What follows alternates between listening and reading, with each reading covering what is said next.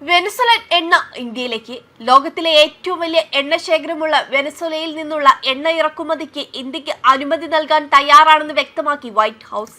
റഷ്യയിൽ നിന്നുള്ള എണ്ണ ഇറക്കുമതിയുടെ പേരിൽ അമേരിക്കയിൽ നിന്ന് സമ്മർദ്ദമുണ്ടായിരിക്കുന്ന സാഹചര്യത്തിൽ വെനസ്വല ഒരു ബദൽ മാർഗമായി മാറുന്നത് ഇന്ത്യയുടെ നയതന്ത്ര വിജയമായാണ് വിലയിരുത്തപ്പെടുന്നത്.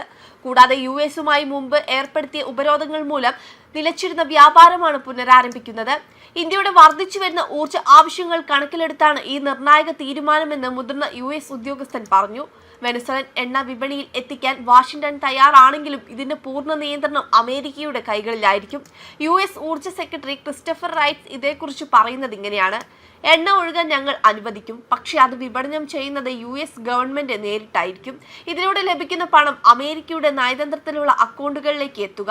അഴിമതിയും ഭരണകൂട ദുർവിനിയോഗവും തടയാനാണ് ഈ കടുത്ത നടപടിയെന്ന് വൈറ്റ് ഹൗസ് വ്യക്തമാക്കുന്നു. അതേസമയം മുൻ വെനസ്വലൻ പ്രസിഡന്റ് നിക്കോളസ് മഡൂറോയെ പുറത്താക്കിയതിനെ തുടർന്ന് പുതിയ കരാറിന് കീഴിൽ അമേരിക്ക 50 ദശലക്ഷം ബാരൽ വരെ വെനസ്വലൻ അസംസ്കൃത എണ്ണ ശുദ്ധീകരിച്ച് വിൽക്കുമെന്ന് US പ്രസിഡന്റ് ഡൊണാൾഡ് ട്രംപ് പറഞ്ഞു. ലോകത്തിലെ ഏറ്റവും വലിയ എണ്ണ കമ്പനികളിൽ നിന്നുള്ള മുതിർന്ന ഭരണ ഉദ്യോഗസ്ഥരുമായും എക്സിക്യൂട്ടീവുകളുമായും നടത്തിയ ഒരു യോഗത്തിൽ സംസാരിച്ച ട്രംപ് ഈ നീക്കത്തെ ഒരു സാമ്പത്തിക അവസരമായും രാഷ്ട്രീയ പുനഃസജ്ജീകരണമായും രൂപപ്പെടുത്തി. വെനസ്വല വളരെ വിജയകരമാകുമെന്നും ട്രംപ് പറഞ്ഞു.